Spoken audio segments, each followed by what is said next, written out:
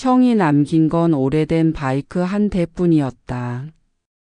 그리고 그 바이크 안에는 내가 몰랐던 형의 삶이 숨겨져 있었다. 시동이 걸리는 순간 나는 처음으로 형의 마음을 이해하게 되었다. 늘봄 라이프의 이야기를 들으러 와 주신 여러분 감사합니다. 구독하시고 다음 이야기도 들어보세요. 그럼 시작하겠습니다. 한겨울밤 서울 외곽의 한 종합병원 응급실 복도는 차가운 공기로 가득했습니다. 형광등 불빛 아래 서 있는 민수의 얼굴은 창백했습니다. 그의 앞에 선 의사가 입을 열었습니다. 보호자분이시죠? 환자분은 안타깝게도 이송 중에 심정지가 왔고 저희가 최선을 다했지만 의사의 목소리가 점점 멀어지는 것 같았습니다. 민수의 귀에는 복도 천장의 형광등이 깜빡이는 소리만 들렸습니다.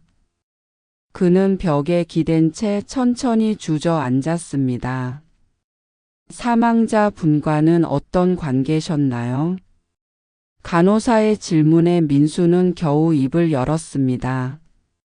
친형입니다. 간호사는 투명한 비닐봉투를 건넸습니다. 봉투 안에는 낡은 가죽 지갑, 금이 간 휴대폰, 그리고 녹슨 바이크 열쇠가 들어 있었습니다. 민수는 떨리는 손으로 그 열쇠를 꺼내 손바닥 위에 올려놓았습니다. 차갑고 거친 금속의 감촉이 그대로 전해졌습니다. 형 왜 마지막까지 나한테 연락 안 한 거야? 민수의 목소리는 떨렸습니다. 그는 열쇠를 꽉 쥔 채 고개를 떨구었습니다. 민수와 형주는 어릴 적부터 누구보다 가까운 형제였습니다. 아버지가 일찍 돌아가신 후 어머니와 두 형제만 남은 가정에서 형주는 고등학교도 졸업하지 못하고 중소정비소에 취직했습니다. 20살이 채 되기 전부터 형주는 가장처럼 집안을 책임졌습니다. 민수가 대학에 갈 수 있었던 것도 취업 준비를 할 수 있었던 것도 모두 형 덕분이었습니다. 그렇게 민수가 성인이 되고 대기업에 취직한 후 두 사람은 함께 바이크를 타며 주말마다 교회로 나가곤 했습니다. 형제는 헬멧을 쓰고 나란히 달리며 그 어떤 말보다 깊은 교감을 나눴습니다. 하지만 5년 전 사소한 다툼이 있었습니다. 민수가 형에게 형은 왜 아직도 그 낡은 바이크만 타고 다니냐고 말한 날이었습니다. 형주는 아무 말도 하지 않았고 그날 이후 두 사람은 연락을 끊었습니다. 민수는 처음에는 형이 먼저 연락할 거라고 생각했습니다. 그러나 시간이 지나면서 자존심과 바쁜 일상이 그 간격을 더 벌려놓았습니다. 어머니마저 3년 전에 돌아가셨을 때도 장례식장에서 형과 민수는 서로 어색함만이 감돌았습니다. 민수는 복도 바닥에 주저앉은 채 열쇠를 바라보았습니다. 그의 머릿속에는 형이 늘 타고 다니던 낡은 바이크의 모습이 떠올랐습니다. 도대체 형은 왜 그 바이크를 그렇게 끝까지 고집했던 걸까요? 민수는 알 수 없었습니다. 간호사가 조심스럽게 다가와 말했습니다. 유족분 장례식장은 지하 1층입니다. 빈소 준비는 내일 아침부터 가능하고요. 민수는 고개를 끄덕였지만 일어설 힘이 없었습니다. 복도 창문 너머로 눈이 내리기 시작했습니다. 하얀 눈송이들이 어둠 속에서 천천히 떨어지고 있었습니다. 민수는 손 안의 열쇠를 다시 한번 꽉 쥐었습니다. 이제 형에게 사과할 기회도 그동안 궁금했던 것들을 물어볼 기회도 모두 사라졌습니다. 그는 눈을 감고 중얼거렸습니다. 형 미안해, 정말 미안해. 복도의 형광등은 여전히 차갑게 빛나고 있었고 민수의 손 안에서 열쇠는 점점 체온으로 따뜻해졌습니다. 장례식은 조용히 치러졌습니다. 지하 빈소에는 형준의 동료 몇 명과 오래된 친구 서너 명만이 찾아왔습니다. 민수는 상주석에 앉아 조문객들에게 고개를 숙였지만 그들 중 누구도 민수를 알아보는 사람은 없었습니다. 한 중년 남자가 조심스럽게 물었습니다. 고인과는 어떤 관계이신지. 동생입니다. 아, 그렇군요. 형준 씨가 동생 이야기를 가끔 하셨는데. 남자는 말을 흐렸습니다. 민수는 그 말의 끝을 듣고 싶었지만 차마 묻지 못했습니다. 사흘간의 장례를 마치고 민수는 형의 집으로 향했습니다. 서울 외곽의 낡은 단독주택 골목, 형준이 마지막으로 살았던 곳이었습니다. 집주인 할머니가 현관문을 열어주며 말했습니다. 형준 씨 정말 좋은 사람이었는데 참 안타까워요. 월세가 밀려도 한 번도 재촉 안 했어요. 민수는 그 말에 가슴이 철렁 내려앉았습니다. 형이 월세도 제때 내지 못할 만큼 어렵게 살고 있었다는 사실을 전혀 몰랐습니다. 작은 방문을 열자 곰팡이 냄새가 코를 찔렀습니다. 원룸도 아닌 반지하 쪽방이었습니다. 낡은 싱크대, 녹슨 수도꼭지, 벽지가 벗겨진 벽. 방 한쪽 구석에는 작은 전기장판과 얇은 이불이 놓여 있었습니다. 민수는 그 자리에 서서 한참을 말없이 바라보았습니다. 형은 이런 곳에서 살고 있었습니다. 반면 민수는 강남의 오피스텔에서 혼자 살며 매달 관리비 걱정 없이 지냈습니다. 작은 책상 위에는 컵라면 몇 개와 전기밥솥이 놓여 있었습니다. 냉장고를 열어보니 김치 한 통과 계란 몇 개가 전부였습니다. 민수는 냉장고 문을 닫으며 눈시울이 뜨거워지는 것을 느꼈습니다. 집 뒤편에는 작은 차고가 있었습니다. 녹슨 철문을 열자 먼지가 풀썩 날렸습니다. 어둠 속에서 형준의 바이크가 덮개를 뒤집어 쓴 채 서 있었습니다. 민수는 천천히 다가가 덮개를 걷어냈습니다. 낡고 오래된 바이크였습니다. 페인트는 벗겨지고 곳곳에 녹이 슬어 있었습니다. 민수가 기억하는 그 바이크였습니다. 형이 20살 때 처음 중고로 산, 그리고 평생 손에서 놓지 않았던 바이크. 민수는 바이크 시트에 손을 얹었습니다. 차갑고 딱딱한 감촉이 전해졌습니다. 그는 쪼그려 앉아 바이크의 낡은 부품들을 하나하나 바라보았습니다. 형은 왜 이렇게 힘들게 사는 걸 나한테 말 안 한 거야? 민수의 목소리는 텅 빈 차고 안에서 울렸습니다. 민수와 형준은 어릴 때부터 모든 것을 함께 했습니다. 좁은 방에서 이불 하나를 나눠 덮고 라면 하나를 반으로 나눠 먹고 형의 헌옷을 물려받아 입었습니다. 형준은 늘 먼저 챙기고 양보하는 성격이었습니다. 민수가 학교에서 맞고 들어오면 형이 달려가 2배로 혼내주었고 민수가 시험을 망치면 형이 위로해 주었습니다. 하지만 민수가 대기업에 취직하고 바빠지면서 형과의 대화는 줄어들었습니다. 형은 여전히 중소정비소에서 일했고 민수는 회식과 야근으로 주말조차 형을 만날 시간이 없었습니다. 민수는 바쁘다는 핑계로 형의 안부조차 묻지 않았습니다. 민수는 차고 바닥에 주저앉았습니다. 그의 눈에 바이크 옆 선반이 들어왔습니다. 먼지 쌓인 공구들, 찢어진 작업 장갑, 그리고 기름때 묻은 노트 한 권. 민수는 떨리는 손으로 그 노트를 집어 들었습니다. 표지에는 형준의 이름이 삐뚤빼뚤 적혀 있었습니다. 그는 천천히 첫 장을 넘겼습니다. 노트의 첫 장에는 바이크 부품 스케치가 빼곡히 그려져 있었습니다. 엔진 구조도 체인 교체 방법, 오일 점검 주기 같은 기록들이 형준의 손글씨로 가득했습니다.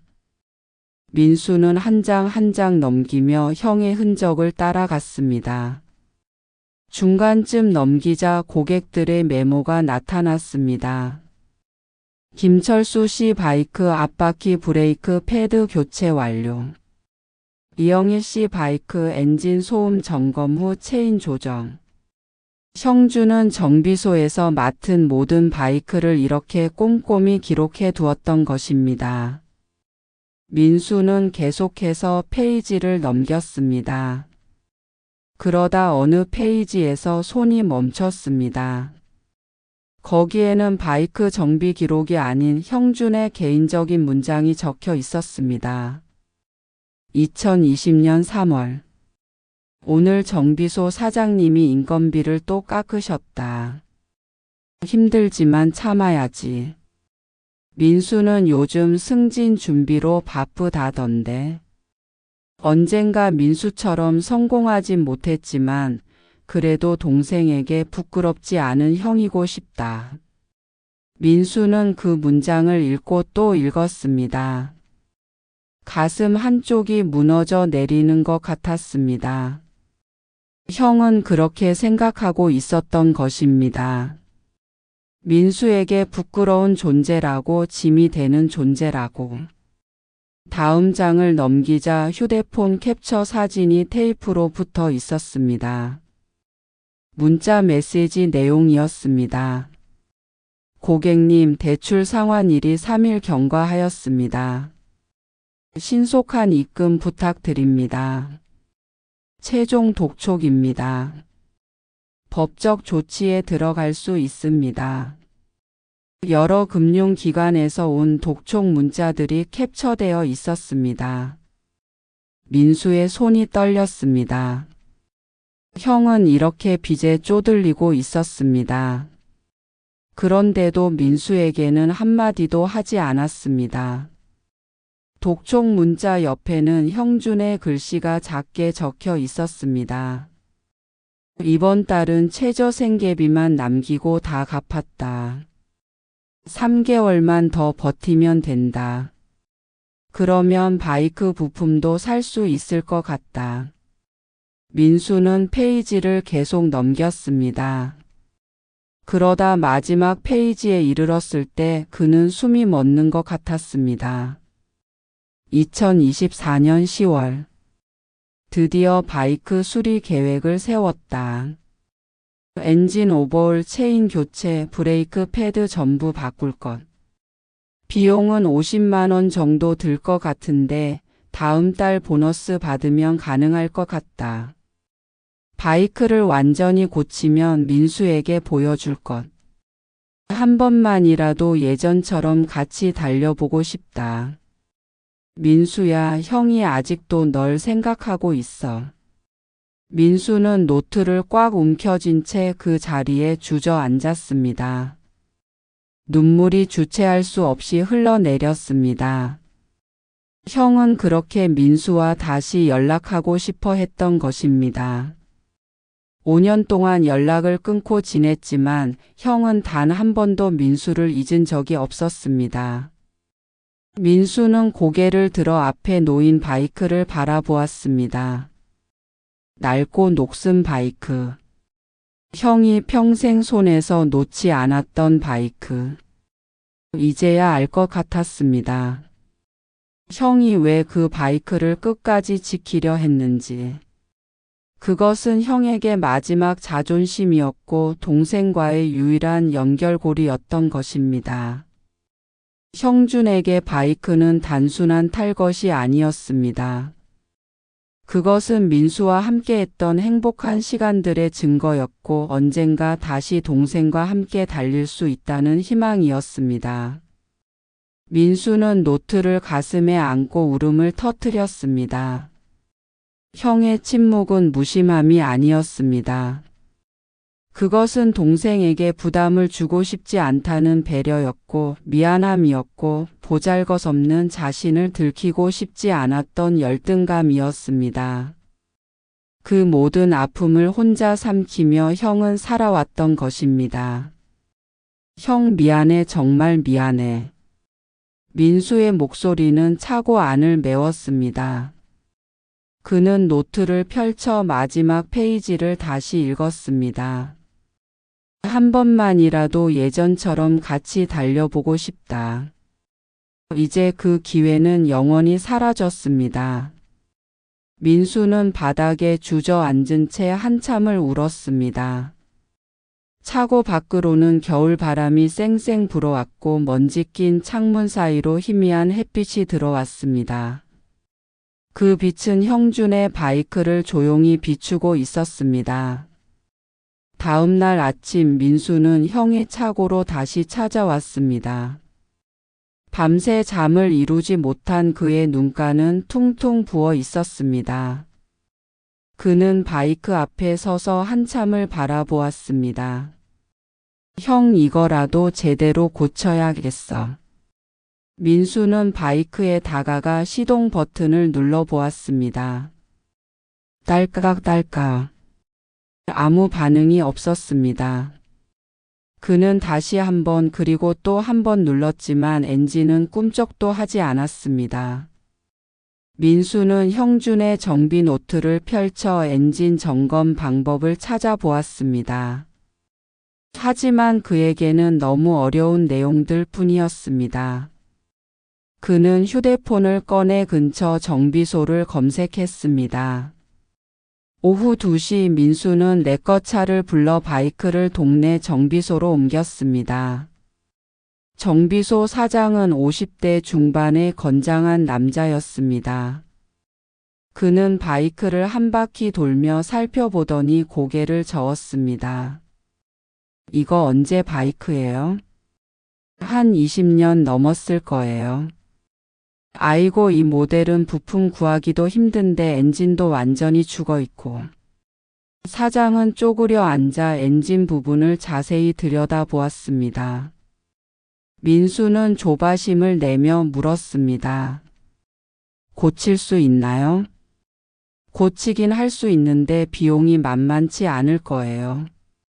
엔진 오버홀만 해도 100만 원은 나올 것 같은데 이 상태로는 그것만으로도 안 될 것 같고. 사장은 일어서며 손을 턴털 털었습니다. 솔직히 말씀드리면 이 바이크 고치는 것보다 중고로 새 거 사시는 게 나을 것 같아요. 민수는 고개를 떨구었습니다. 사장의 말이 맞는 말이었습니다. 하지만 민수에게 이 바이크는 그냥 바이크가 아니었습니다. 그래도 고쳐주세요. 비용은 상관없어요. 손님, 부품 구하는 것도 시간 걸리고 최소 한 달은 봐야 할 것 같은데. 괜찮아요. 기다릴게요. 사장은 민수의 표정을 보더니 더 이상 말하지 않았습니다. 민수는 바이크를 정비소에 맡기고 형의 집으로 돌아왔습니다. 그날 저녁 민수는 형의 작은 차고에 앉아 정비 노트를 펼쳤습니다. 형준이 적어둔 바이크 구조와 정비 방법들을 하나하나 읽어 내려갔습니다. 처음에는 이해되지 않던 용어들이 조금씩 눈에 들어오기 시작했습니다. 형준은 생각했습니다. 형은 이걸 고칠 수 있다고 적어놨는데. 다음 날 민수는 서점에 가서 바이크 정비 관련 책을 샀습니다. 그리고 인터넷으로 공구 세트를 주문했습니다. 회사는 이미 퇴사한 상태였고 당분간은 실업급여로 생활할 수 있었습니다. 민수는 이 시간을 형을 위해 쓰기로 마음먹었습니다. 일주일이 지났습니다. 정비소 사장에게서 연락이 왔습니다. 부품을 구했지만 생각보다 상태가 더 심각하다는 내용이었습니다. 민수는 정비소로 달려갔습니다. 엔진 내부가 거의 녹슬어서 오버훌로는 안 되겠어요. 엔진을 통째로 바꿔야 할 것 같은데 이 모델 엔진은 중고 시장에서도 구하기 어렵습니다. 민수는 말없이 바이크를 바라보았습니다. 사장이 덧붙였습니다. 손님 정 안 되면 제가 비슷한 모델로 괜찮은 중고 하나 구해드릴게요. 훨씬 저렴하게. 아니에요. 이 바이크여야 해요. 민수의 목소리는 단호했습니다. 사장은 난처한 표정으로 고개를 끄덕였습니다. 민수는 바이크를 다시 레커차에 실어 형의 집 차고로 가져왔습니다. 그날부터 민수는 매일 차고에서 시간을 보냈습니다. 형준의 정비 노트를 옆에 두고 인터넷 영상을 보며 혼자서 바이크를 뜯기 시작했습니다. 처음에는 볼트 하나 푸는 것도 서툴렀습니다. 공구를 잘못 써서 손가락에 상처가 났고 기름때가 옷과 얼굴에 묻었습니다. 하지만 민수는 포기하지 않았습니다. 한 달이 지났습니다. 민수의 손은 굳은 살이 생기고 기름때로 새까맣게 변했습니다. 차고 바닥에는 분해한 부품들이 가지런히 놓여 있었습니다. 하지만 엔진은 여전히 돌아가지 않았습니다. 어느 날 밤 민수는 시동을 걸어보려 했습니다. 딸깍딸깍. 여전히 아무 반응이 없었습니다. 민수는 바이크 옆에 주저앉아 고개를 떨구었습니다. 형, 나 도저히 못하겠어. 형만큼 할 수가 없어. 그의 목소리는 떨렸습니다. 차고 안은 적막했고 겨울 바람만이 문틈으로 스며들었습니다. 민수는 손바닥을 펴서 바라보았습니다. 기름과 상처로 범벅이 된 손. 이 손으로 형이 평생 지켜온 바이크를 살릴 수 있을까요? 그는 알 수 없었습니다. 민수의 후회는 날이 갈수록 깊어졌습니다. 형이 살아있을 때 왜 먼저 연락하지 않았을까? 형의 형편을 왜 알려고 하지 않았을까?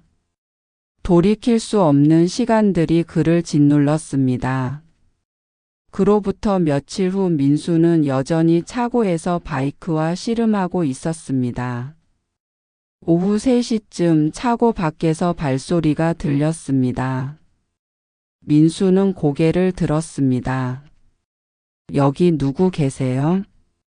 낯선 남자의 목소리였습니다. 민수는 일어나 차고 밖으로 나가니 50대 초반으로 보이는 건장한 남자가 서 있었습니다. 그는 작업복 차림에 손에는 기름때가 묻어 있었습니다. 형준이 동생분이시죠? 네, 그런데 누구시죠? 저는 창식이라고 합니다. 형준이랑 같은 정비소에서 일했어요. 민수는 그제야 장례식장에서 본 얼굴임을 기억해냈습니다. 창식은 차고 안을 들여다보며 말했습니다. 형준이 바이크네요. 아직도 여기 있었구나. 들어오세요. 창식은 차고 안으로 들어와 바이크를 한참 바라보았습니다. 그의 눈빛에는 그리움이 서려 있었습니다. 형준이 마지막에 동생 얘기 많이 했어요. 민수는 그 말에 가슴이 철렁했습니다. 무슨 얘기를요? 창식은 바이크 시트에 손을 얹으며 천천히 입을 열었습니다. 형준이가 이 바이크 고치려고 몇 년 동안 돈을 모았어요. 부품값이 만만치 않아서 월급에서 조금씩 떼어놨죠. 근데 작년에 어머님 돌아가시고 나서 그 돈 다 쓰고 다시 모으는 중이었어요. 민수는 아무 말도 할 수 없었고 창식이 계속 말했습니다. 형준이가 그러더라고요. 이 바이크만 고치면 동생한테 연락할 거라고. 볼품없는 모습으로는 동생 앞에 나서기 싫다고. 민수의 눈시울이 뜨거워졌습니다. 창식은 주머니에서 휴대폰을 꺼냈습니다. 장례식 때 정신이 없어서 드리지 못했는데 형준이가 동생분한테 보내려고 찍어둔 영상이 있어요. 저한테 맡겨뒀었거든요. 영상이요? 네. 바이크 다 고치면 이거 보내달라고 했는데 결국 못 보냈네요. 창식은 휴대폰을 민수에게 건넸습니다. 민수는 떨리는 손으로 재생 버튼을 누르니 화면에 형준의 얼굴이 나타났습니다. 어색하게 웃고 있는 형의 모습. 민수는 그 얼굴을 보는 순간 눈물이 터져 나올 것 같았습니다. 영상 속 형준이 입을 열었습니다. 민수야, 형이다. 이렇게 영상으로 먼저 인사하네. 쑥스럽다. 형준은 카메라를 의식하며 머리를 긁적였습니다. 형이 너한테 할 말이 있어서. 5년 전에 우리 싸웠잖아. 내가 형 바이크 보고 낡았다고 했을 때 형이 화났던 거 기억나? 근데 형은 사실 화난 게 아니었어. 그냥 부끄러웠어. 형준의 목소리가 조금 떨렸습니다. 너는 대기업 다니고 멋진 차 타고 다니는데 형은 아직도 20년 된 바이크나 타고 다니잖아. 형을 너무 초라하게 볼까봐 무서웠어. 그래서 연락 못했어. 민수는 화면을 보며 눈물을 흘렸습니다. 형준이 계속 말했습니다. 근데 말이야, 이 바이크가 형한테는 정말 소중해. 이거 처음 샀을 때가 20살 때였거든. 형이 첫 월급 받아서 중고로 산 거야. 그때부터 이 바이크 타고 너 데리러 학교도 가고 같이 여행도 가고 그랬잖아. 형준은 잠시 말을 멈추고 무언가를 생각하는 듯 했습니다. 이 바이크는 형한테 우리 추억이야. 엄마 돌아가시고 나서 형이 정말 힘들었는데 이 바이크 보면 너랑 같이 달리던 때가 생각나서 버틸 수 있었어. 그래서 형은 이걸 절대 못 버려. 형준의 얼굴에 미소가 번졌습니다. 형이 지금 돈 모아서 이거 완전히 고치는 중이야. 다 고치면 너한테 보여줄 거야. 그리고 예전처럼 같이 달리자. 형은 그게 꿈이야. 너랑 다시 형제처럼 지내는 거. 민수야, 형이 못난 형이지만 그래도 형은 내가 세상에서 제일 소중해. 사랑한다, 동생아. 영상이 끝났습니다. 민수는 주저앉아 울음을 터뜨렸고 창식도 눈시울을 붉히며 고개를 돌렸습니다. 한참을 울던 민수가 떨리는 목소리로 물었습니다. 형이 그렇게 생각하고 있었어요? 네. 형준이는 동생 걱정만 했어요. 자기가 동생한테 짐이 될까봐. 민수는 바닥에 주저앉아 얼굴을 감쌌습니다. 창식은 그런 민수 옆에 앉았습니다. 동생분 울지 마세요.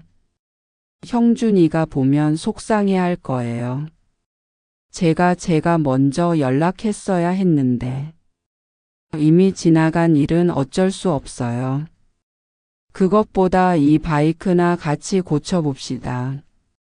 민수는 고개를 들어 창식을 바라보았습니다.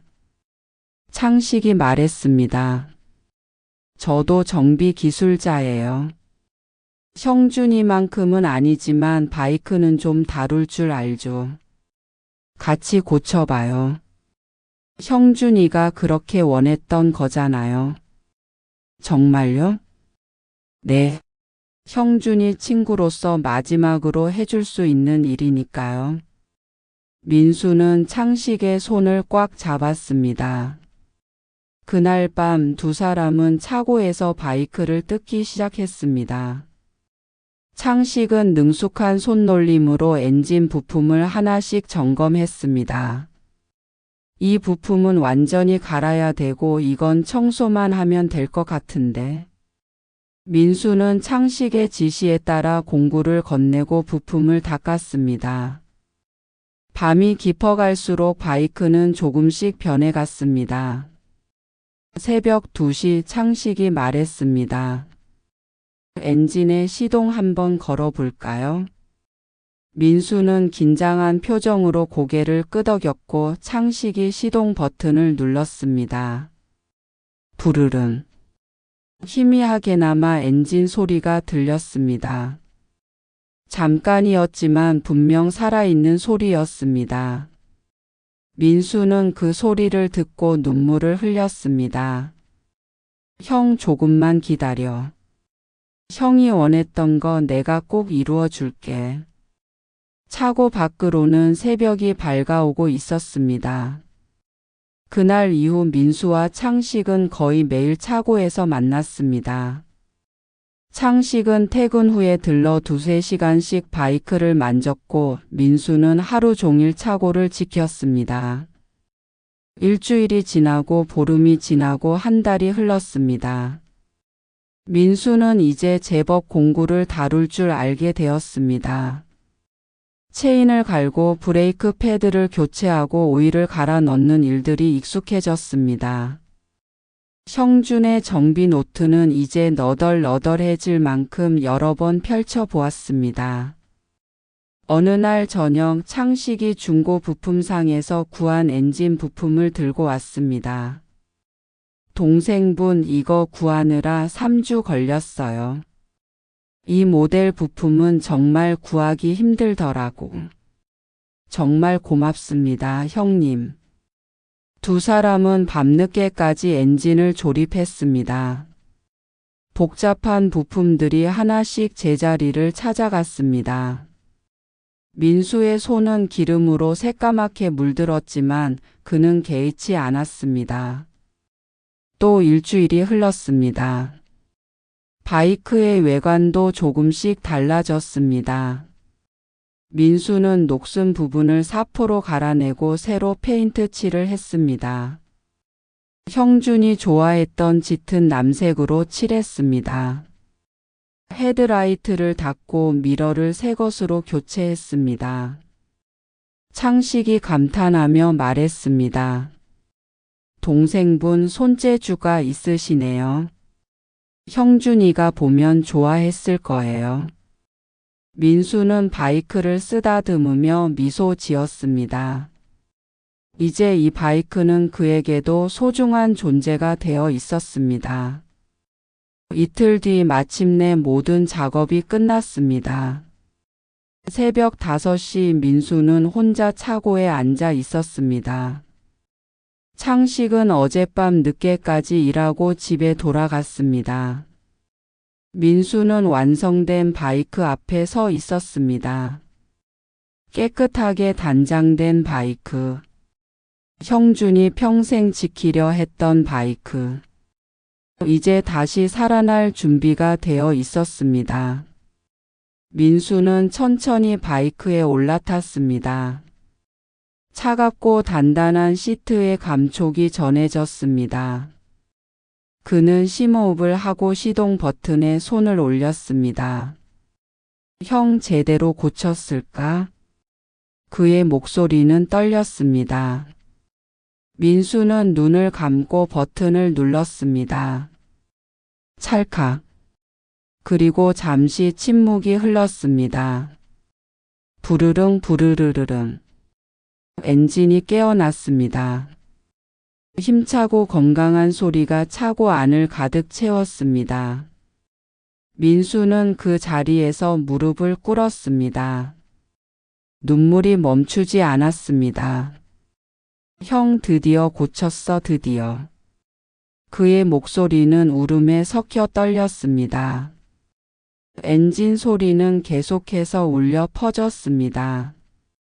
마치 형준이 대답하는 것처럼 느껴졌습니다. 민수는 바닥에 주저앉아 한참을 울었습니다. 형을 떠나보낸 지 석 달. 그동안 쌓였던 후회와 미안함, 그리움이 모두 눈물로 흘러나왔습니다. 한참을 울고 나서야 민수는 고개를 들었습니다. 그는 주머니에서 형준의 정비 노트를 꺼냈습니다. 마지막 페이지를 펼쳤습니다. 바이크를 완전히 고치면 민수에게 보여줄 것. 한 번만이라도 같이 달려보고 싶다. 민수는 그 문장을 손가락으로 쓰다듬었습니다. 형 미안해. 형이 살아있을 때 같이 달리지 못해서. 근데 이제라도 형 마음을 알게 돼서 그게 위로가 돼. 민수는 일어나 다시 바이크에 올라탔습니다. 시동은 여전히 걸려 있었습니다. 그는 핸들을 꽉 잡고 천천히 엑셀을 당겼습니다. 부웅. 엔진이 힘차게 반응했습니다. 민수는 미소를 지었습니다. 차고 문을 열고 민수는 바이크를 몰고 밖으로 나왔습니다. 새벽 공기가 차가웠지만 상쾌했습니다. 하늘은 아직 어두웠지만 동쪽 끝에서 희미하게 빛이 번지고 있었습니다. 민수는 헬멧을 쓰고 도로 위로 천천히 나아갔습니다. 바퀴가 아스팔트를 밟는 소리. 엔진이 규칙적으로 울리는 소리. 바람이 몸을 스치는 느낌. 모든 것이 생생했습니다. 민수는 속도를 조금씩 높였습니다. 텅 빈 새벽 도로를 달렸습니다. 그는 옆자리에 형준이 함께 달리고 있는 것 같은 느낌을 받았습니다. 형, 우리 지금 같이 달리고 있는 거지? 민수는 중얼거렸고 찬바람이 대답 대신 얼굴을 스쳤습니다. 그는 계속해서 달렸습니다. 형준과 함께 달리던 그 옛날의 길을 따라. 한강변 도로, 올림픽대로, 그리고 외곽순환도로. 형제가 함께 달리며 행복했던 모든 길들. 해가 떠오르기 시작했고 붉은 아침 햇살이 도로를 비췄습니다. 민수는 바이크를 세우고 헬멧을 벗었습니다. 그는 하늘을 올려다 보았습니다. 구름 한 점 없는 맑은 하늘. 형 고마워. 형 덕분에 내가 뭘 놓치고 살았는지 알게 됐어. 민수의 목소리는 차분했습니다. 그는 다시 바이크에 올라 시동을 걸었습니다. 이제 돌아갈 시간이었습니다. 하지만 민수는 알고 있었습니다. 이것이 끝이 아니라 시작이라는 것을. 바이크를 타고 천천히 집으로 돌아오는 길. 민수는 형준의 목소리가 들리는 것 같았습니다. 민수야, 내가 잘 사는 게 내 꿈이다. 그 목소리는 바람에 실려 민수의 귓가에 맴돌았습니다. 민수는 눈물을 닦으며 고개를 끄덕였습니다. 알았어, 형. 이제 형 걱정 안 하게 살게. 차고로 돌아온 민수는 바이크를 조심스럽게 세웠습니다. 그리고 형준의 정비 노트를 가슴에 안았습니다. 밖에서는 완전히 날이 밝았습니다. 새로운 하루가 시작되고 있었습니다. 바이크를 고친 지 일주일이 지났습니다. 민수는 형의 집을 정리하기 시작했습니다. 집주인 할머니에게 밀린 월세를 모두 갚고 형의 물건들을 하나씩 챙겼습니다. 버릴 것은 버리고 간직할 것은 상자에 담았습니다. 형준의 낡은 작업복 때 묻은 장갑, 공구들. 민수는 이 모든 것을 자신의 집으로 옮겼습니다. 강남 오피스텔 한쪽에 작은 공간을 만들어 형의 물건들을 정갈하게 정리했습니다. 그리고 형준의 정비 노트는 책상 위 가장 잘 보이는 곳에 두었습니다. 매일 아침 일어나면 가장 먼저 보이는 자리에. 민수는 퇴사 후 석 달 동안 방황했지만 이제는 달랐습니다. 그는 노트북을 열고 이력서를 다시 쓰기 시작했습니다. 대기업만 고집하지 않았습니다. 자신이 정말 하고 싶은 일, 의미 있는 일을 찾기 시작했습니다. 어느 날 오후 창식에게서 전화가 왔습니다. 동생분 요즘 어떻게 지내세요? 잘 지내요, 형님. 일자리 알아보는 중이에요. 그래요? 혹시 관심 있으면 우리 정비소에서 일해보는 건 어때요? 민수는 잠시 말이 없었습니다. 창식이 덧붙였습니다. 농담이에요. 근데 동생분 바이크 고치면서 보니까 손재주가 있으시더라고. 형준이 보면 자랑스러워 했을 거예요. 고맙습니다, 형님. 형님 덕분에 제가 많이 변했어요. 전화를 끊고 민수는 창문 밖을 바라보았습니다. 거리에는 사람들이 분주하게 오가고 있었습니다. 모두 각자의 삶을 살아가는 사람들. 민수는 작게 중얼거렸습니다. 형, 나 이제 멈추지 않을게. 나도 내 삶에 다시 시동 걸 거야. 그는 노트북 앞에 앉아 채용 공고를 하나씩 살펴보았습니다. 더 이상 연봉이나 직급에 연연하지 않았습니다. 자신이 진심으로 하고 싶은 일을 찾았습니다. 이틀 후 민수는 중소기업 상담센터에서 운영하는 취업 지원 프로그램에 등록했습니다. 형준처럼 중소기업에서 묵묵히 일하는 사람들을 돕는 일. 그것이 민수가 찾은 새로운 길이었습니다. 신청서 잘 받았습니다. 상담사는 친절하게 웃으며 말했습니다. 민수는 고개를 끄덕이며 서류를 제출했고 주말이 되었습니다. 민수는 바이크에 올라 형준의 묘가 있는 곳으로 향했습니다. 맑은 가을 하늘 아래 바이크는 경쾌하게 달렸습니다. 형준의 묘 앞에 섰습니다. 그는 가져온 국화 한 다발을 조심스럽게 놓았습니다. 형, 나 왔어. 민수는 무릎을 꿇고 앉았습니다. 묘비에는 형준의 이름과 생년월일이 새겨져 있었습니다. 민수는 묘비를 쓰다듬으며 천천히 말했습니다. 형, 바이크 다 고쳤어. 형이 원했던 대로. 엔진 소리 정말 좋더라. 형도 들었지? 바람이 불어와 나무 잎들이 살랑거렸고 민수는 미소를 지었습니다. 형이 남긴 정비 노트 덕분에 나 많이 배웠어. 바이크 고치는 것만 배운 게 아니야. 형이 얼마나 나를 생각했는지, 형이 얼마나 힘들었는지도 알게 됐어. 민수의 목소리가 조금 떨렸습니다. 형, 미안해. 내가 형한테 더 잘할걸.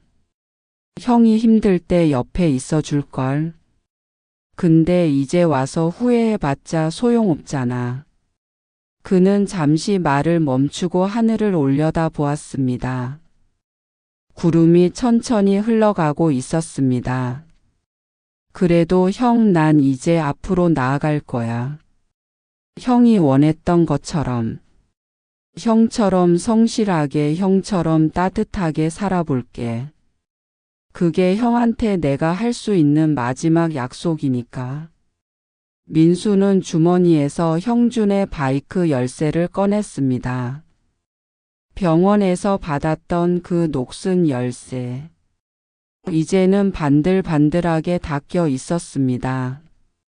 형, 이 열쇠 내가 평생 가지고 있을게. 그리고 가끔 형 생각나면 바이크 타고 달릴게. 형이랑 같이 달리는 거야. 민수는 열쇠를 꽉 쥐었습니다. 따뜻한 금속의 감촉이 손에 전해졌습니다. 형 고마워. 정말 고마워. 형 덕분에 나 다시 살 수 있을 것 같아. 민수는 천천히 일어났습니다. 묘 앞에서 깊게 절을 했습니다. 그리고 뒤돌아 바이크가 있는 곳으로 걸어갔습니다. 바이크에 올라타며 민수는 다시 한번 뒤를 돌아보았습니다. 형준의 묘가 햇빛 아래 조용히 빛나고 있었습니다. 민수는 헬멧을 쓰고 시동을 걸었습니다. 부르릉 엔진이 힘차게 대답했고 그는 엑셀을 천천히 당기며 출발했습니다. 추모공원을 빠져나와 도로로 접어들었습니다. 앞에는 긴 길이 펼쳐져 있었고 민수는 달리며 생각했습니다. 형준이 살아생전 하지 못했던 것들. 동생과 함께 달리고 동생에게 떳떳한 형이 되고 행복하게 사는 것. 형, 나는 형 목까지 살게. 형이 못다 한 행복까지 내가 누릴게. 바람이 민수의 몸을 감싸며 지나갔습니다. 그 바람 속에서 민수는 형준의 목소리를 들었습니다. 그래, 민수야. 잘 살아. 형은 언제나 내 편이야. 민수는 눈물을 흘리며 웃었고 그리고 계속해서 앞으로 나아갔습니다. 민수가 바이크를 타고 석양 속으로 달려가는 모습이 보였습니다. 그의 뒤로 길게 그림자가 드리워졌습니다. 하지만 그 그림자는 혼자가 아니었습니다. 두 사람의 그림자가 나란히 달리고 있었습니다. 혹시 당신은 아직 화해하지 못한 사람이 있나요? 너무 늦기 전에 오늘 그 사람에게 연락해 보세요. 당신의 용기가 누군가의 삶을 바꿀 수 있습니다. 오늘 이야기가 좋으셨다면 구독과 댓글, 알람 설정 잊지 마시고 소중한 댓글 하나가 정말 큰 힘이 됩니다. 여러분들의 삶이 늘 봄처럼 아름다운 인생이길 기원합니다.